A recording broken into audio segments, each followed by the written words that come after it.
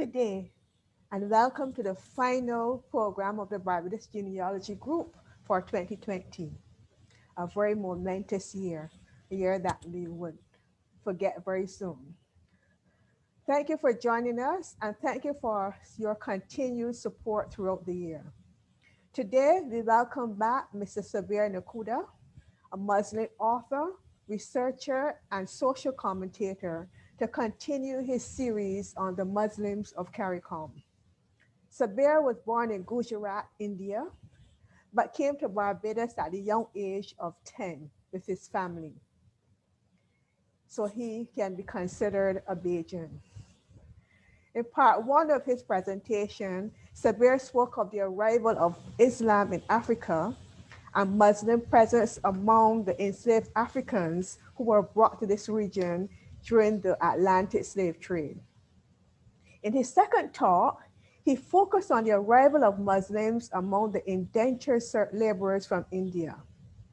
Today, in the final installment of his three-part series, Sabir will explore Muslim involvement in various areas of the society: religion, education, family, politics, and so on.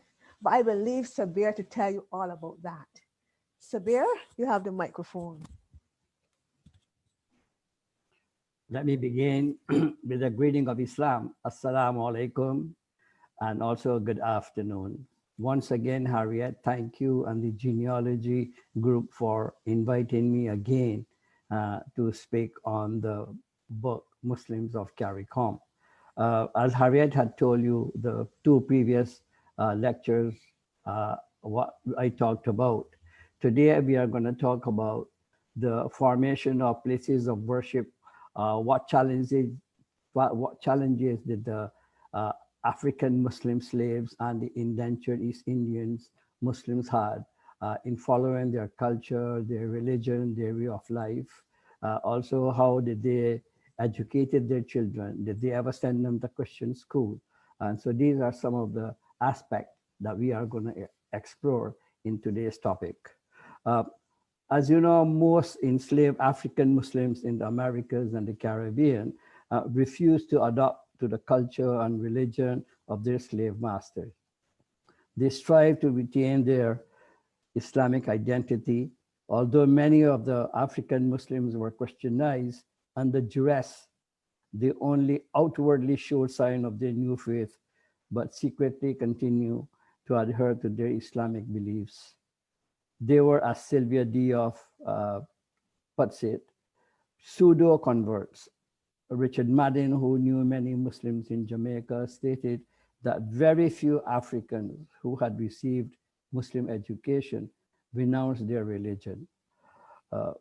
Most of the Africans and African Muslims had a very strong attachment to their religion, Islam, and to their holy book, the Holy Quran, the Holy Book of Islam.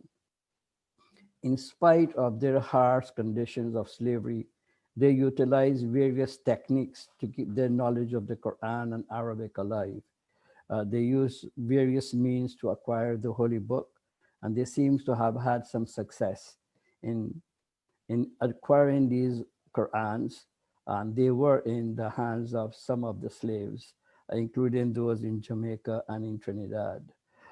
The Marabouts are the Islamic scholars who were also brought as slaves along with the other Africans to the CARICOM and to the Americas. So they would have had a greater knowledge of the Quran, of the Islamic knowledge. And so they had copied of the handwritten Quran.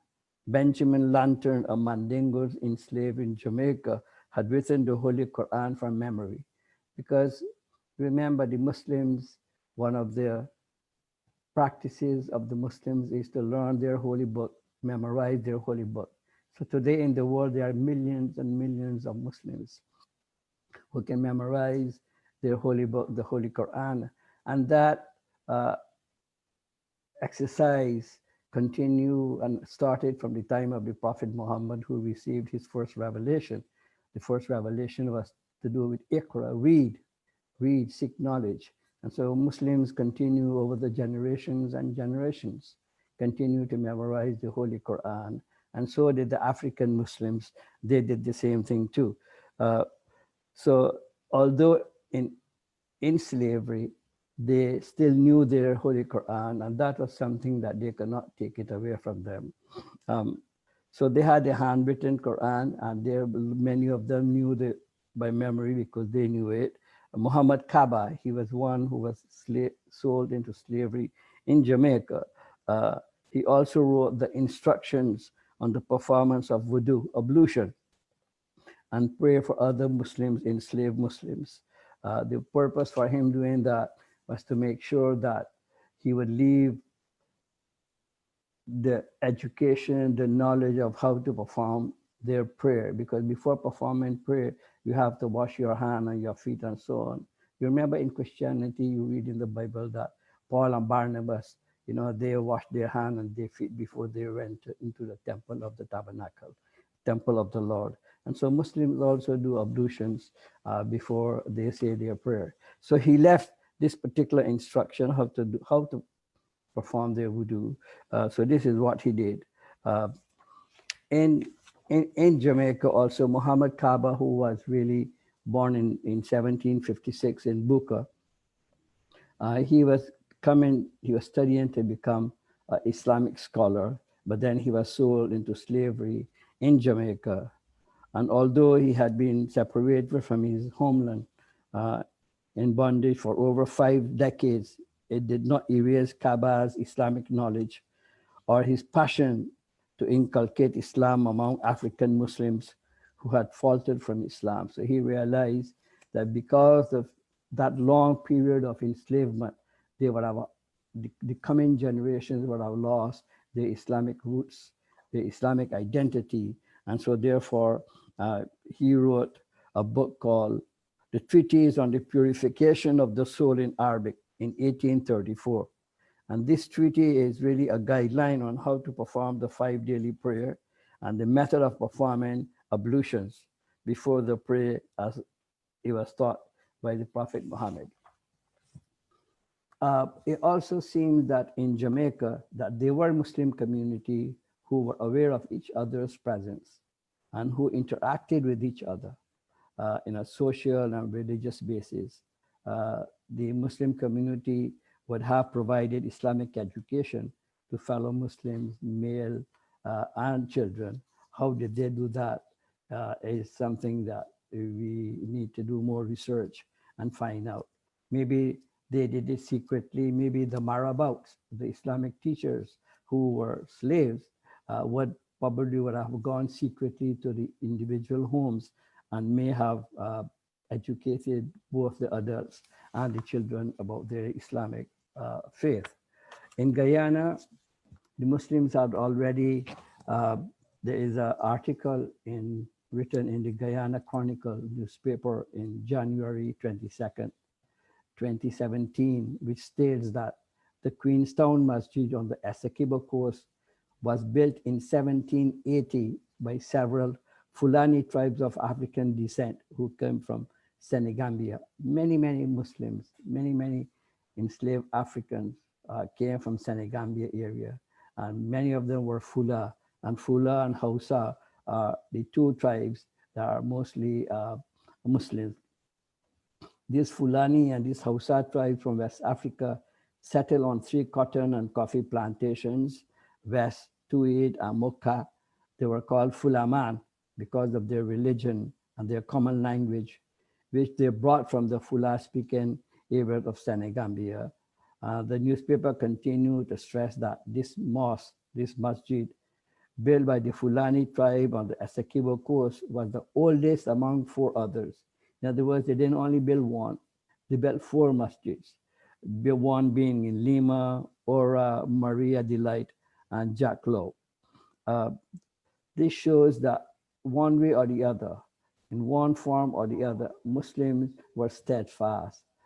They wanted to make sure they keep their identity and their religion and their way of life.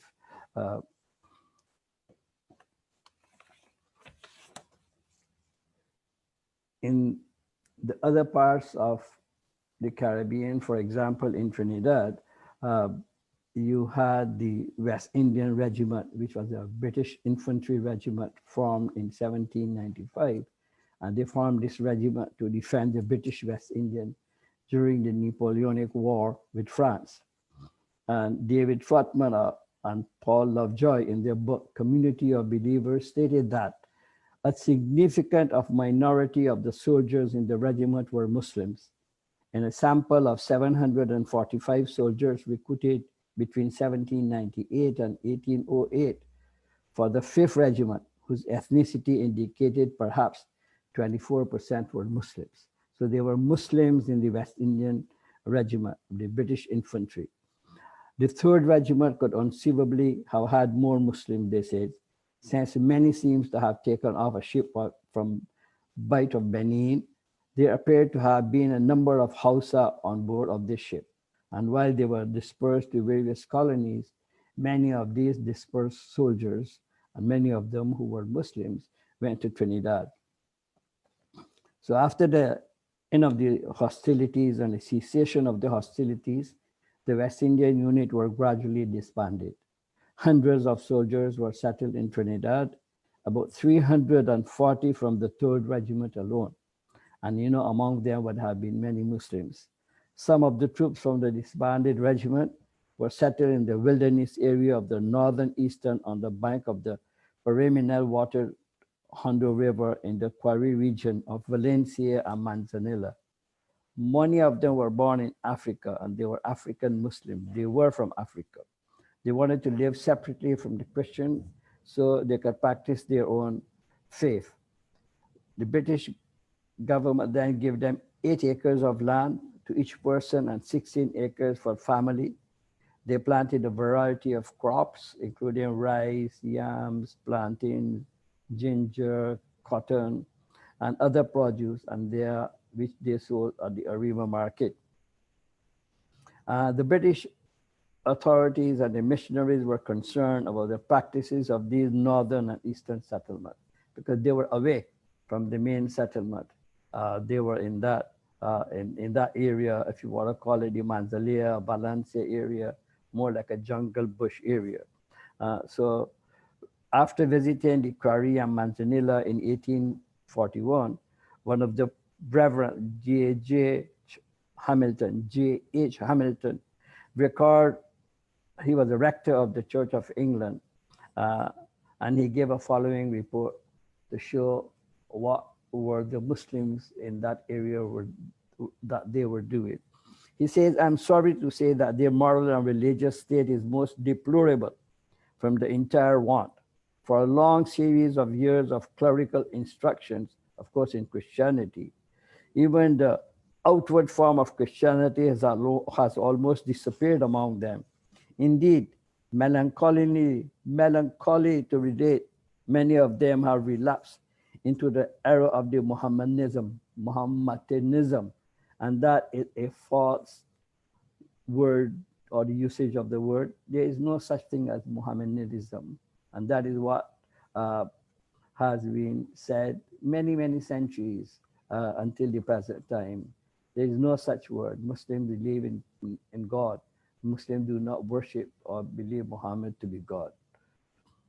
And so we need to remove that misconception and that word that were used so often by the colonizers and by the slave masters. So he says that indeed melancholy to relate, many of them have relapsed into the errors of Muhammadanism under the guidance of 3 Mandingo priests established among them. One of their number can write and has copied portion of the Quran which he reads to his assemblies and to whom they seem to look up to with the greatest reverence. In other words, that these Mandingo Muslims or the Mandingo priests or Maulanas were educating their people because they had their own community and they were able to do that without any hindrance.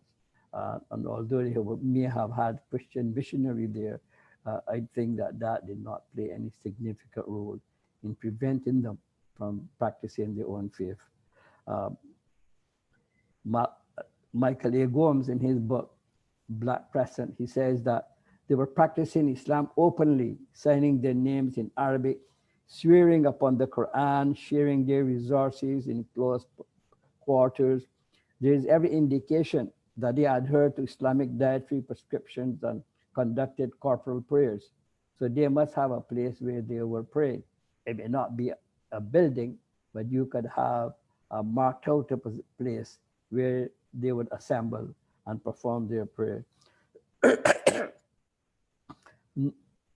The Muslim community strive to live their lives and solve their disputes on the basis of Islamic Sharia.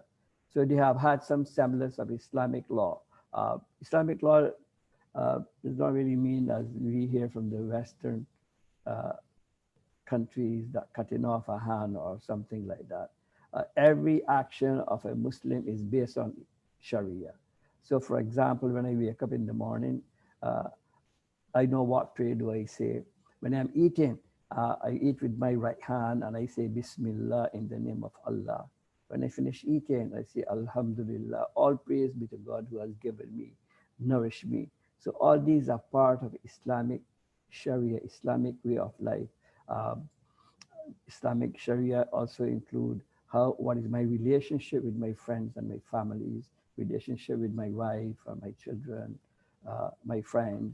Islamic Sharia also include how do I do business with my fellow men, how do I treat my neighbors, how do I treat orphans and the needy and wayfarers. So these are part and parcel of Islamic Sharia.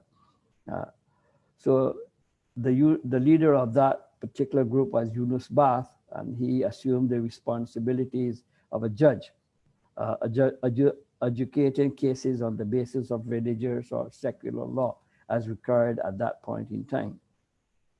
What Yunus Bath also did is he organized a Muslim into a society.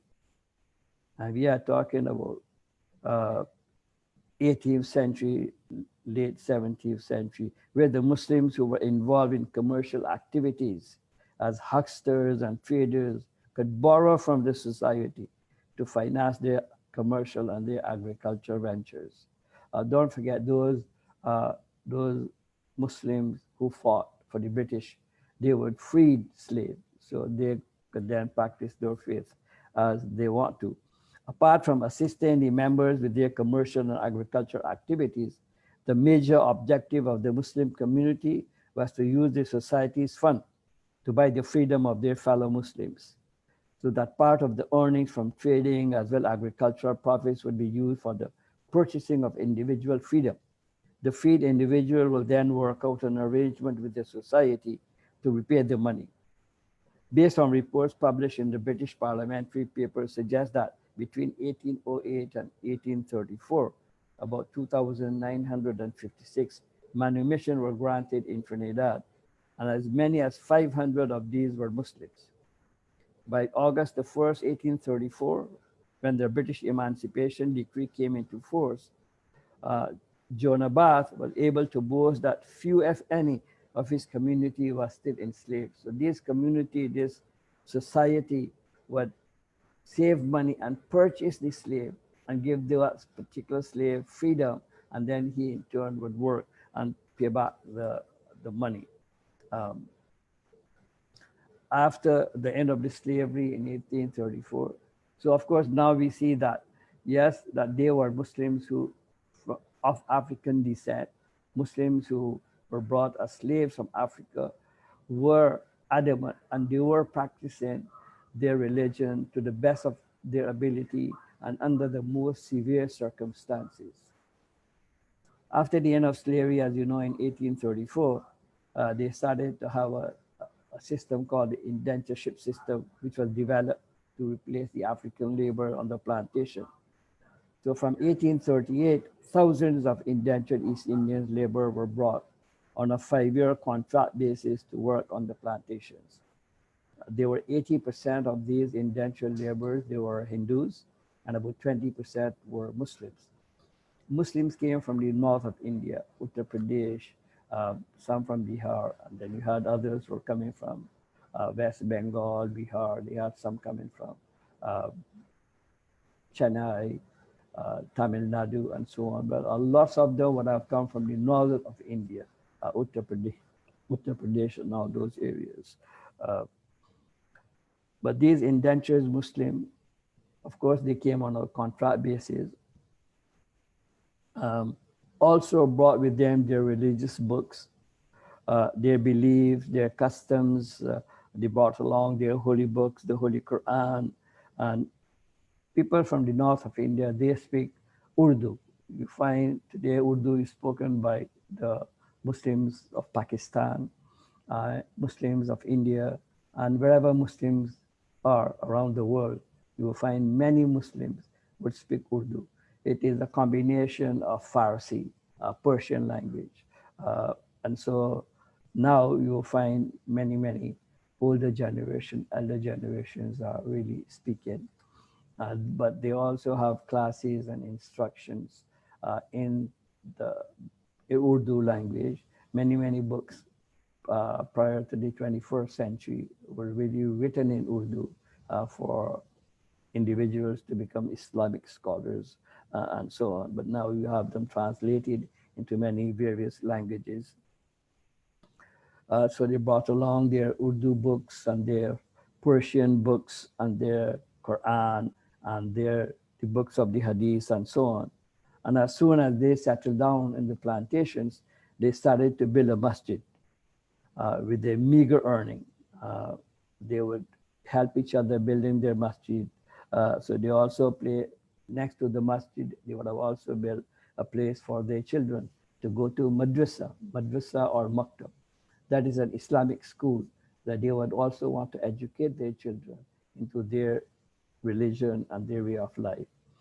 Uh, they did not wish to send their children to the Christian school because they thought that uh, Christian school would then, uh, you know, um, encourage them to become Christians and so on. So they didn't want to send their children to a Christian school.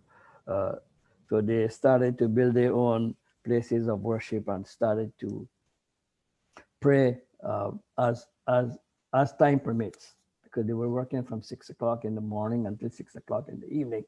Uh, but they were, according to the arrangements and the agreement of the 5-year contract, that they can build their homes, they can have families, they can practice their culture, their way of life, and so on. And so after that, then they would probably have a maktab or a madrasa where they would teach the children. Many of those uh, scholars also came along with them. They would go to work again from 6 to 6, and after that, they would take time to teach the adults and also lead the prayer and also teach the children Islam. They would visit each other, cook and eat, and tell various stories. They would invite each other to various functions, uh, and then they would celebrate the birthday of the Prophet. Uh, Fast in the month of Ramadan. In the month of Ramadan, it's a big festival. They fast from sunrise to sunset. So they would start their fast and then go to work and then come back home in this 6 o'clock in the evening, break their fast, and then go and pray their prayers. They will also celebrate the two festivals of Muslims, Eid al-Fitr and Eid al-Adha, with joy and happiness. And they will observe all the other festivals, but they will continue to practice their religion and culture in a strange and hostile environment. This maintaining of their culture and their religion and way of life also helped them fight colonization and the onslaught of the Christian missionaries who were using dubious and devious methods to convert them. They would translate, the Christian missionaries would translate the Holy Bible into Hindi language. They would encourage the children to go to school and so on so that they could benefit in a material way, secular way. But they decided that that is not the what they want. So even despite of all these external forces that were knocking on their door, they were able to hold firmly onto their faith. They were also encouraged by the pious scholars among them. So there were those who came also to keep the eye on the indentured Muslims from India. Their purpose was really not so much to earn money, but also to make sure that Islam is preserved, that the Muslim practice their faith in the foreign land. So they kept alive in the heart of Muslims by having the classes, again, for both children and adults. And I believe that one of the reason why the Islam is alive among the indentured labor even today was because of this madrasa, this teaching of classes by those dedicated individuals, those who had knowledge and those who didn't have knowledge, or those who had very little knowledge. They sacrificed their lives and their times just to teach, the children the religious knowledge and so on. In Guyana, the same situation. Wherever you go among the indentured, you would find that the Muslims will always be fighting for their religion and their belief and their way of life. I had interviewed an Imam, Islamic leader, the one who lead the prayer in Guyana, and he was about 88 years old, so he probably must be over 90 now, if he's still alive. He told me that his family came from Uttar Pradesh and they knew Hindi, but it was only when they came to Guyana that they learned Urdu and Arabic. So here again, you can see that they were teaching the other language, Hindi. They were teaching Urdu and Arabic, which is mostly spoken by the Muslims. And those educated Muslims, he says, who came as indentured, didn't even go to work. So they just went around teaching people Islam. Their main purpose was to keep the Muslims from going away from Islam. They would go sometime door to door to teach Muslims, and Muslims would go to the Bush Masjid to learn from these learned men. So they probably had to hide and learn their faith. Just like the forced conversion of the African Muslim to Christianity, Indian Muslim also had a long history of struggle from the inception, from 1838, from the time they came as indentured laborers to the CARICOM. The Christian missionaries also tried to convert Indian Muslims, but they were not very successful. The Muslims were strong in their faith and resisted conversion. There are so many examples of determined resistance against the Christianization of Muslims. One example is Gul Mohammed Khan. He is an Afghan. Last time we talked about indentured laborers coming down from Kabul and so on to Calcutta, because that was the headquarters of the British at that time, and then to become indentured in the Caribbean. So this person, Gul Mohammed Khan, is an Afghan and who came as indentured labor to Guyana around 1877. And he was the early champion of the Muslim community against the Christianization of the Muslims and against the slandering of the Prophet. So slandering of the Prophet is nothing new that we hear today. That has been happening again and again and again. Gul Mohammed published his leaflet, Unity versus Trinity, in 1910, challenging the authority or the authenticity of the Bible and defend Islam from the Christian missionaries. Muslims were again at the forefront, fighting against humiliation and subjugation, where during the Ross Hall uprising in 1913 in Guyana, Muslims were at the forefront, battling plantocracy, imperialism. During the 1980s and early 1890s, the Muslim population in Guyana began to increase around the Georgetown area. And so this led to a construction of the Queenstown Masjid in 1895. This is the part of the refurnished Georgetown Masjid right now as it is in Georgetown. And my book, Muslims of CARICOM.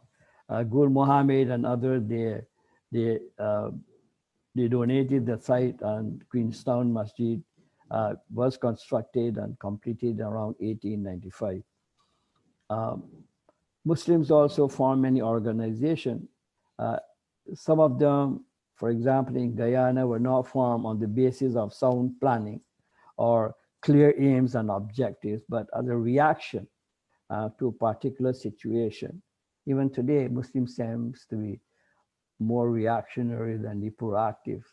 I think we in Barbados are the ones who are very, very proactive Muslims and blowing our own trumpet here. For example, in 1904, somebody published an article against the Prophet, and so few Muslim youth in the city formed a group and they defended the Prophet Muhammad.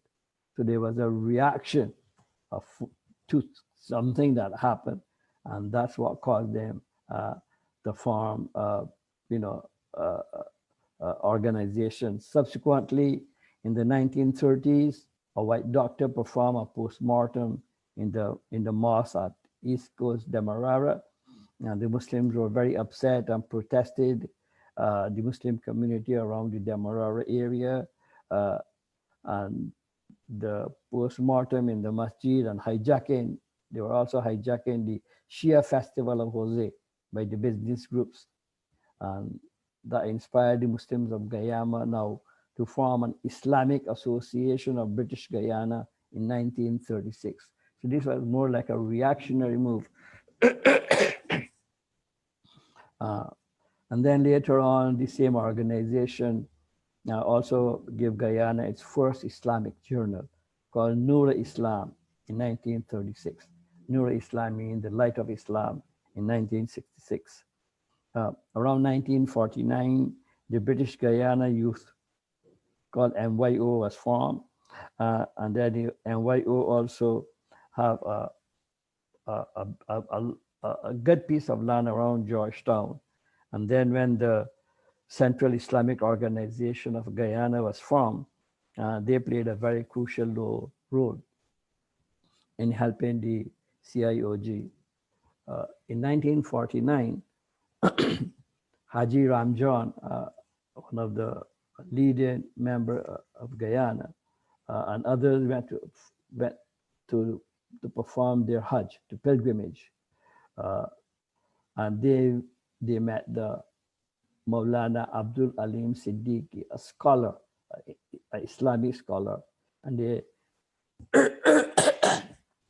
please excuse me, and they met Maulana Abdul Alim Siddiqui and invited him to Guyana because they needed some scholars. They wanted Islamic scholars to come and teach them about Islam. You know, they probably would have known basic Islam, but they wanted to learn more.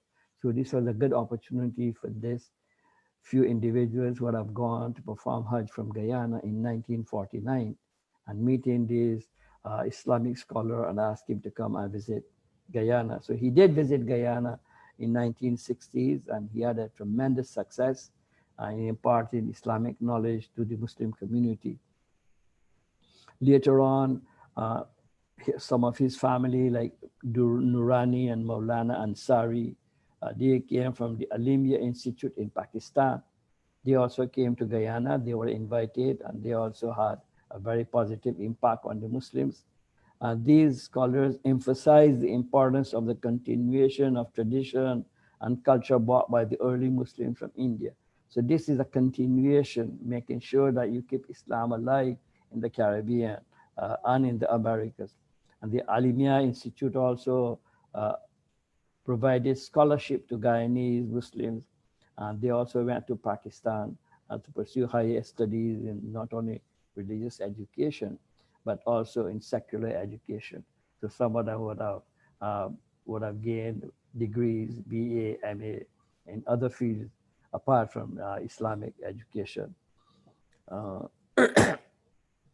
Then in the 1960s and the 70s, we had the Muslims from Middle Eastern countries began to come and visit. And they also established, you know, the relationship with the Muslims in the Caribbean. And they also had a very, very positive impact. And they also give scholarship and so on. So many of the Muslims went to Al-Azhar University in Egypt, one of the oldest and the most recognized, most influenced university, and Medina University in Saudi Arabia. So then they would have learned the Islam and so on. Then they would have come back to the various Caribbean countries and educate the new generations. Of course, the imams and the teachers in Guyana, the other Caribbean countries who had learned Islam from the ancestors continue to impart their Islamic education in Urdu, because many of the books, as I said earlier, were written in Urdu. But now these books are translated in English. One of the books written in English was Talim Islam by Maulvi Rahmat, who was very comprehensive. Uh, uh, so again, although Urdu continue to be taught not as language anymore now, but just for singing Qasida, Islamic songs and so on, only now you will find that even in Guyana and in Trinidad, you'll find very, very few elders of the community can speak Urdu and Urdu. I remember when I went to did my research and I spoke to the elder heads, and they knew that I can speak Urdu. They were so happy and they wanted to give me interview, not in English, but they wanted to give me the interview, speak to me in Urdu. And when I asked why, they say because we do not have opportunity to speak to anyone with Urdu anymore, because our youngsters do not speak Urdu anymore. In the 1960s, we had a turmoil in Guyana. The Islamic organization was becoming a political football between the two rival parties. And so each side were influenced the Muslim of Guyana. So this political tug of war of Muslims, including some, even the businessmen, decided to form independent Islamic body because they don't want Islam. They don't want a tug of war between the two political parties, one controlled by the East Indian indentured laborers, and then another one controlled by the African who would have brought here as slaves from Africa. So then they don't want to be influenced by any one of them, but some of those involved in the Islamic party were, going to and fro from one party to another. So in July, some of the businessmen then decided to form, in 1979, I think in July, the Central Islamic Organization of Guyana, called CIOG. And so that was more like an independent Islamic organization that catered to the need of the Muslims. In the 1970s, you will find the Afro-Guyanese began to embrace Islam through the Nation of Islam and their Caribbean radio program. In the 70s, then you had Elijah Muhammad coming out with the Nation of Islam. So you had, in Guyana, you had a brother like the Imam Shahid Ibrahim, who returned, who accepted Islam in around 1977. And then when he accepted Islam and he embraced Islam, Imam Shahid, then there were more brothers along with him who then embraced Islam too. And then today they have a couple of thousands of Afro-Guyanese Muslims, and they have their own masjids. In Islam, you can go and pray anywhere, any mosque, but maybe it may more have to do with you being more comfortable as an Indian going to the East Indian mosque, or a mosque where you find East Indians are frequenting the most, and maybe you feel more comfortable to go where the Afro-Guyanese frequented the mosque. But it has no differences. The prayers and everything is said the same way.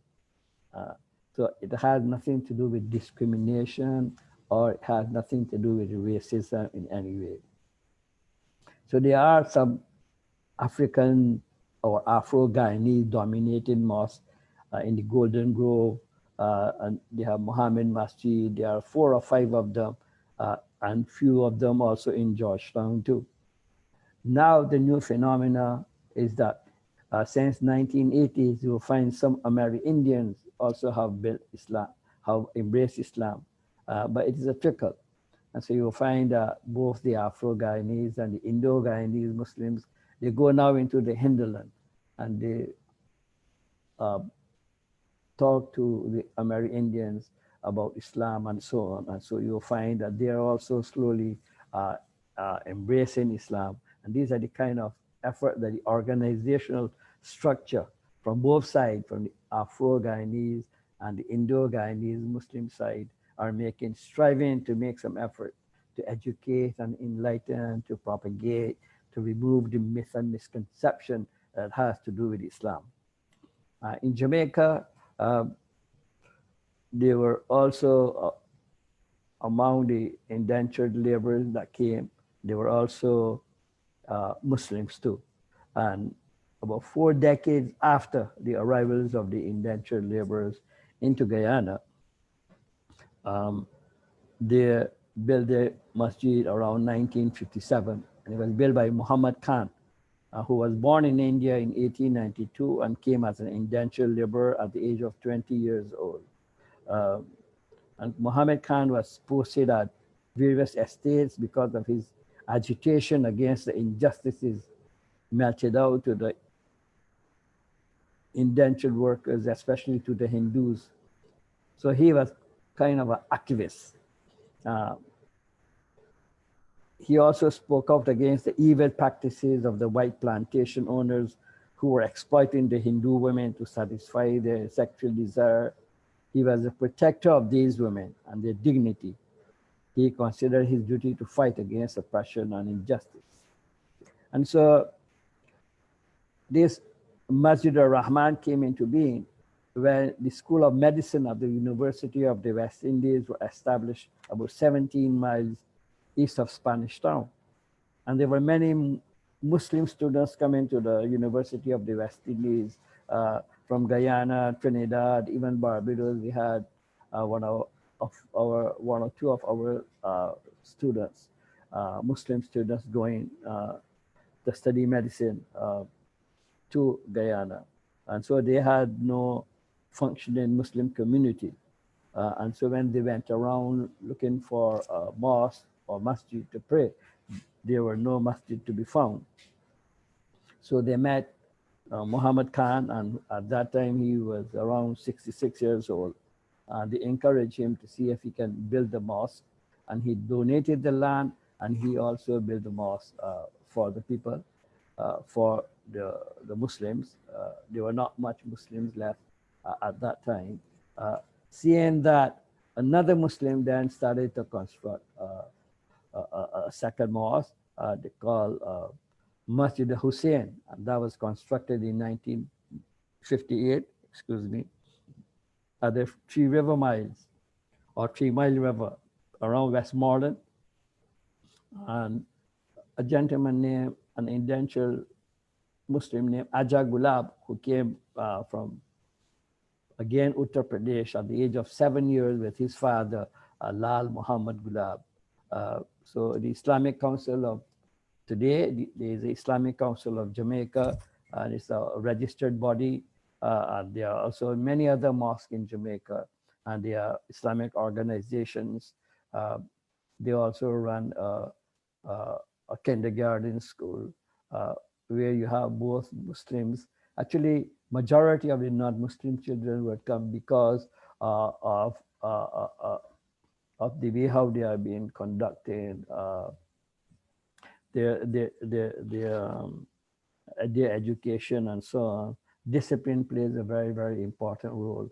So maybe that could be one of the reasons you would find that a lot of non-Muslim Jamaican parents sending their children to these schools to be taught by the Muslim. Sheikh Musa Tijani, he is a Nigerian, has been living in Jamaica for a long, long time.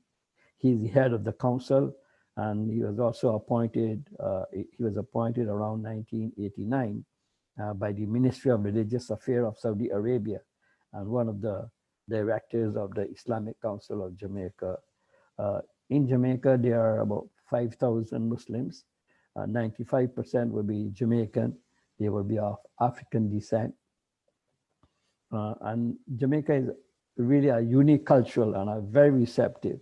The only problem is that we need to have more trained scholars to go to Jamaica to to learn and to teach others. In Suriname, again, I'm just giving you some idea about some of the major concentration of the Muslims in these countries. Because then you have Grenada, you have St. Lucia, you have St. Vincent, all these pockets of Muslims. Some of these places don't even have places of worship. So they worship in small little houses in this parish and another parish and so on. And a really serious effort need to be made by the Muslims of the Caribbean to see how you can establish places of worship and establish places of worship throughout these small little islands like St. Vincent, Dominica, now have their own mosque and so on, Montserrat and so on. Again, you had the Hindustani Muslim, the Dutch brought the Hindustani Muslims to Suriname. And then again, whenever they came, they would, pray in their lodges because at that time there was no room for them to build their mosque and so on. And then they got together and built their own mosque. The floor of that mosque would have been made of mud, and the roof was made of palm leaves, while the walls were made of plastered with clay. And they do not have any name for the masjid, but they just organized themselves into a Jamaat.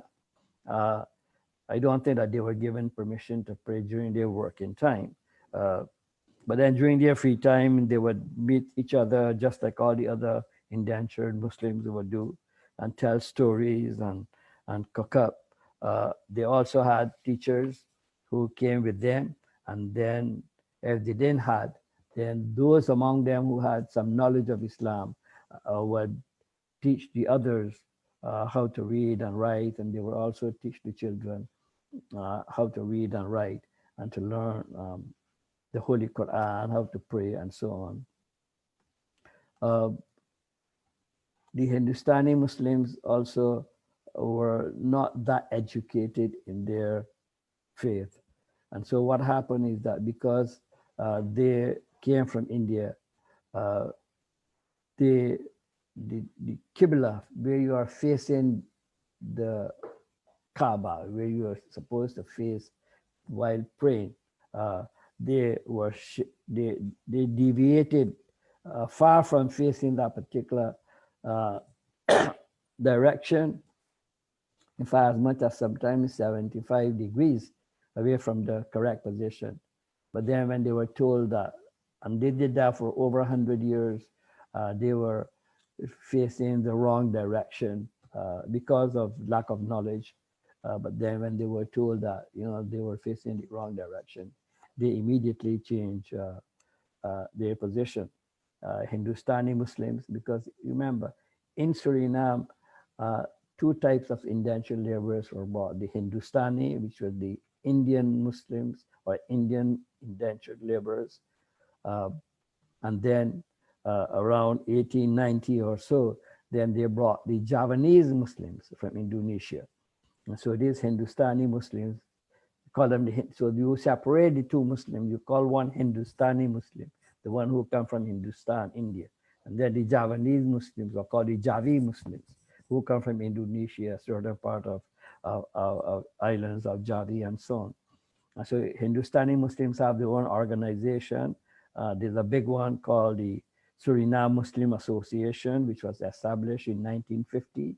But also have many, many other organizations. And they play multiple roles, educating, secular education, religious education, giving charity both to Muslims and non-Muslim, assisting each other, helping the government in any activities, celebration, various festivals, and so on.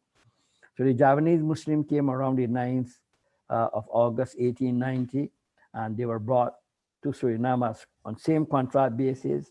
They came from Central Java, West Java, Surabaya in Indonesia, and 90%, 97% of them were Muslims.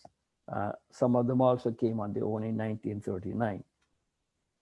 Like the Hindustani Muslim, Javanese Muslim also brought their culture and Islam along with their Quran and other Islamic books from their homeland. They pray in their small homes until 1906, when the first Javanese mosque in Suriname was built at Wanica by the Javanese rice farmers. They got together and started to build their own mosque. And so along with the mosque, there always is a little place for Islamic school, if you want to call it, what you call madrasa, where both adults and the children will go and learn Islamic knowledge, how to pray and how to learn the basic principles of Islam and so on. They send their children to madrasa. The older ones would also teach the younger ones. Those who know a little bit will teach those who don't know. Uh, but when the early Javanese, just like the Muslims too, when they first came to Suriname, uh, they built their masjid again facing westward, as was done in Indonesia. Uh, but they were not aware that Mecca was on the northeast of Suriname, so it was the opposite direction. So they built their mosque exactly how they would build it if they were in Indonesia. So when they were told that the Qibla, which is facing the Kaaba or Arabia, Mecca, uh, was in the opposite direction, many of the older heads, they don't want to change. They just continue to want to keep the mosque in that same direction. Many of the young people got frustrated and so on.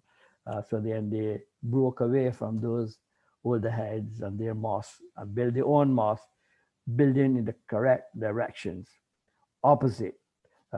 So you'll find in Suriname, one street probably would have one mosque facing westward, and you'll find it in another mosque facing eastwards.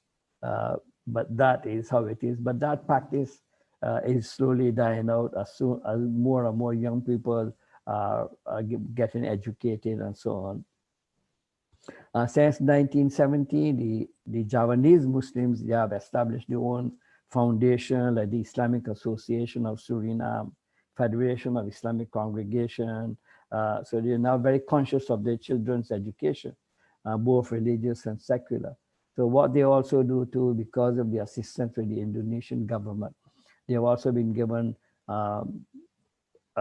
scholarship to go to study secular and religious subjects, both in Indonesia and also to Egypt and Medina and so on. In Trinidad, unlike the enslaved African Muslims, the Indian Muslims also, because of the agreement, the 5-year agreement, they were allowed to have families, build mosques, practice their faith.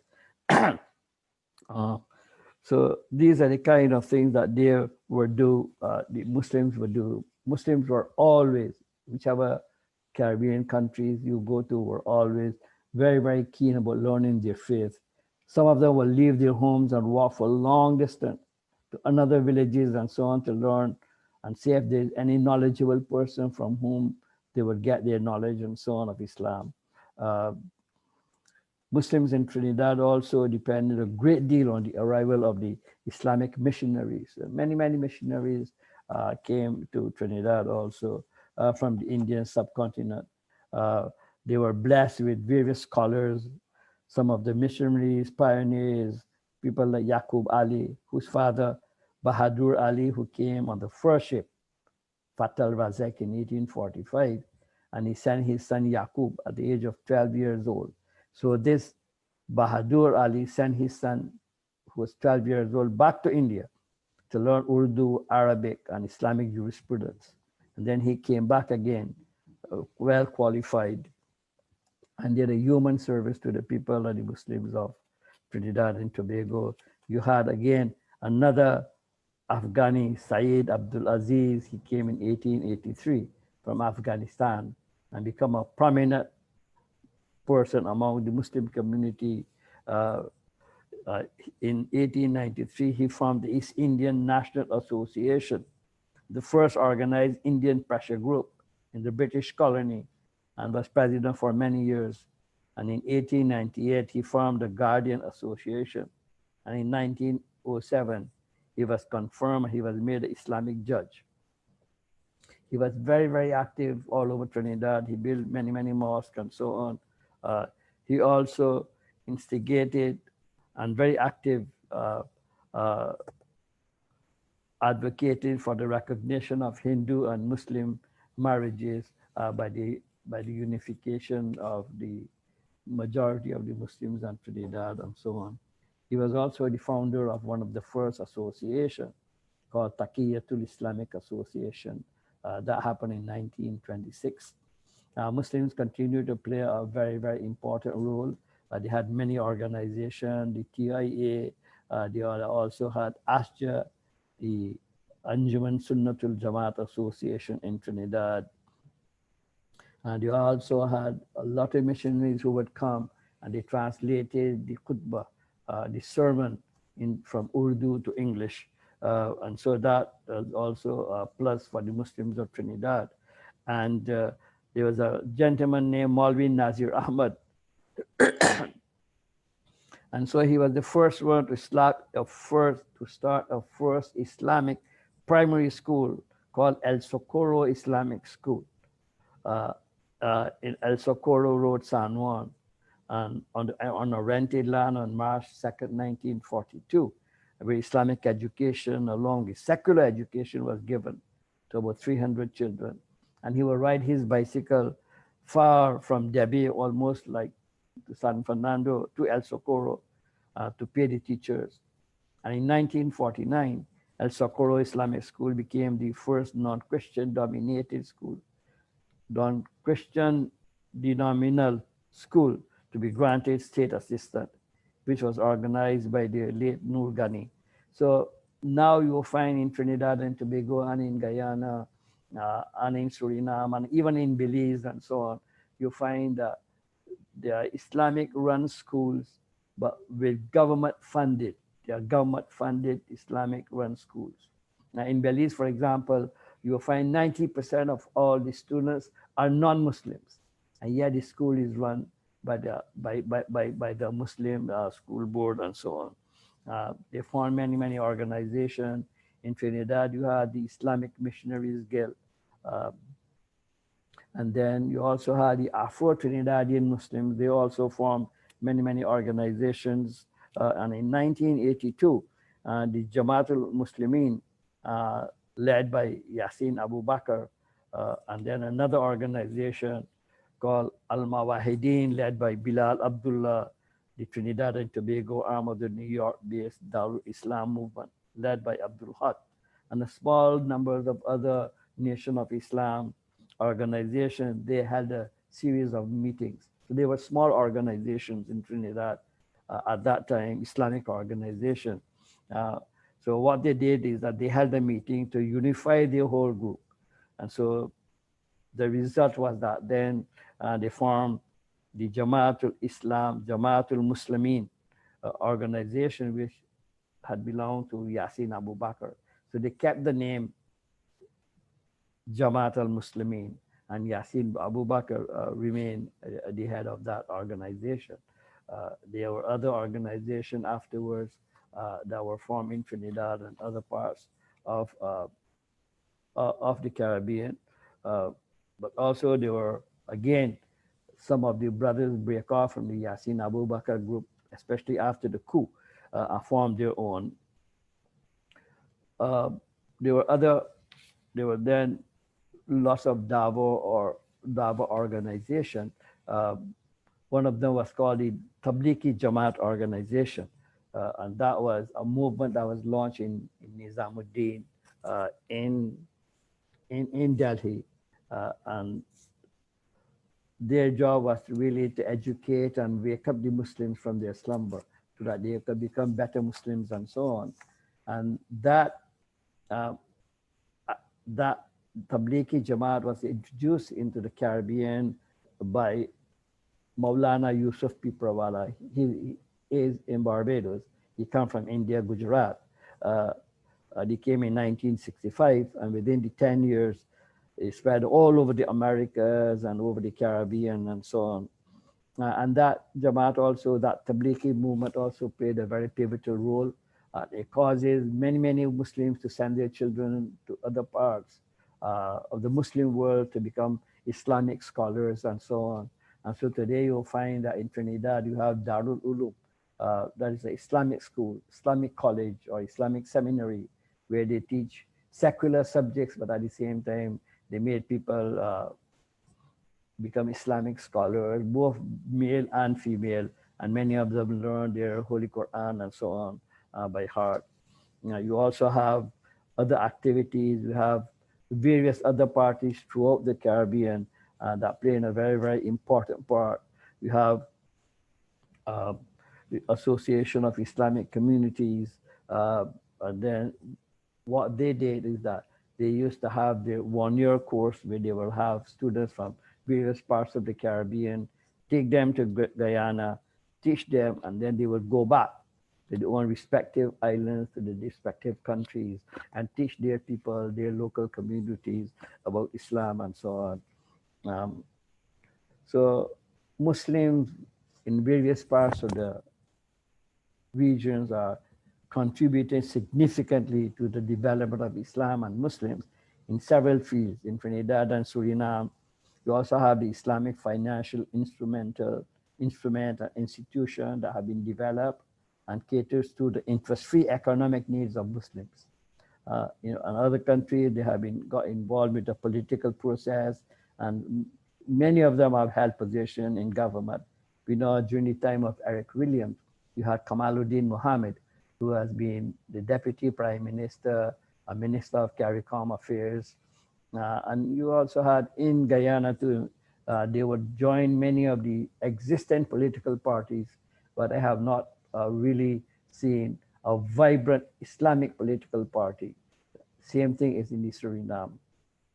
You had Wahid Ali, you had the president of Trinidad and Tobago at one time was a Muslim. You had the Speaker of the House of the Senate was also a Muslim. And now presently you have Irfan Ali, who is the president of Republic of Guyana. Uh, in, in Barbados and around the Caribbean too, Muslims usually join the party of their choice. In Barbados, the same situation. Uh, in Barbados, of course, Muslims did not come as indentured laborers. We came on our own, and we started our own teaching and so on. We have our own mosque we built. Uh, and we also have our own school too, Al Falah School, uh, which is run according to the Ministry of Education syllabus and so on. It is both secular, in part secular education and also religious education too. All Muslims organization always have a charitable wing attached to it because Islam teaches us to give charity. Uh, Actually, Muslim is supposed to give 2.5% of their uh, excess wealth to the poor and the needy. Uh, Plain charity, giving charity is part and parcel of the belief of Islam. Giving charity is part and parcel of the faith of Islam. And so you will find that Muslims are always involved in giving charity to Muslims and non-Muslims. The compulsory charity given to the Muslims is called zakah. 2.5% of your surplus wealth is supposed to be distributed to those who are in need, who are less fortunate than you are. For example, in 2010, when Haiti had an earthquake, you will find a Muslim organization from all over the world, especially from the Caribbean, Trinidad, and so on, were the first one to be there to help and assist. They dig wells and so on. And now in 2010, they had like about 10 mosques, and now they have about 35 mosques. Then you had about 1,500 Haitian who were Muslims. Now they are about 15,000 Haitian who are Muslims. They are now having orphanage. So they are giving education, Islamic education. They're also giving Haitians the secular education.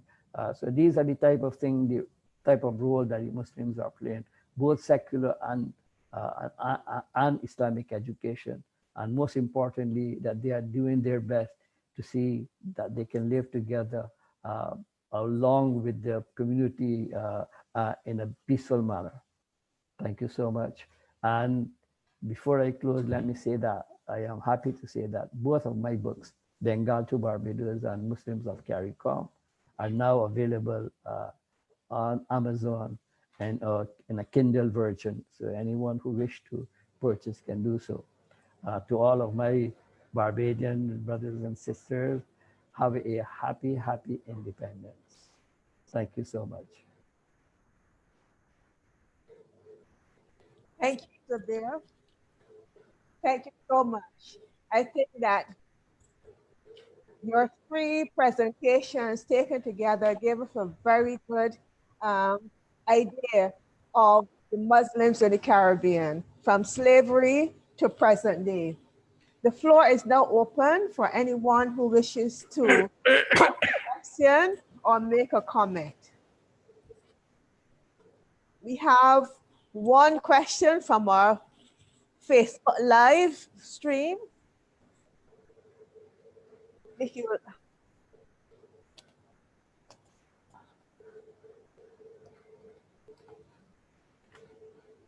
right, so Sabir will respond to that. Nura Islam Journal, that is the one you're talking about in Guyana. I think I may have a copy, but to be honestly, I have to look for it, and I will be more than happy to let you have a look at it. Look at it. And if possible, I do not mind if you would copy it, but that's all I can tell you. Yes, I think I have one.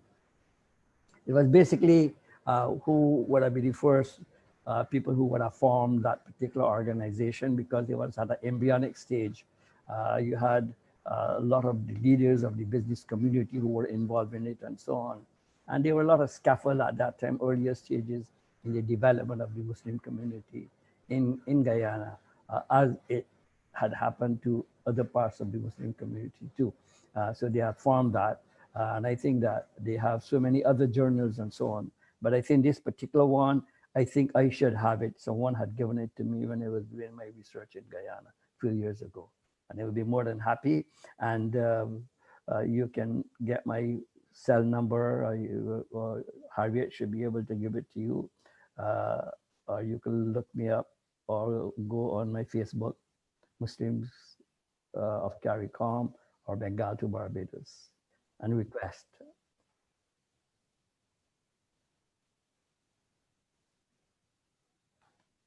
Thank you, Sabir.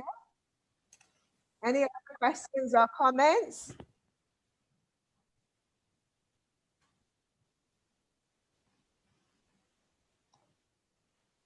Okay, Sabir, I think that everyone, your three thoughts together have been quite explanatory, and persons are aware of the Muslims in the Caribbean. If you wish to learn more about the Muslims of CARICOM, the book is available in our bookshop. So I just want to thank Sabir, yes, Muslims of CARICOM. So I just want to thank Sabir for taking the time to come to share with us 3 times. So thank you so much. Right. And I wish him all the best in his endeavors. Thank you. Thank you very much. And I wish to thank everyone for tuning in and listening to me for my 3 lectures. May God bless you. Thank you. So I also want to thank the persons who joined us today and those who joined us over the 3-part series and throughout the year for these Zoom sessions. Thank you so much for supporting the Barbados Genealogy Group and for the person who also sent me emails to follow up. Thank you so much. And we want to wish you all the best going forward as well. Our next meeting will be January the 28th of January, and it will take a form of a workshop.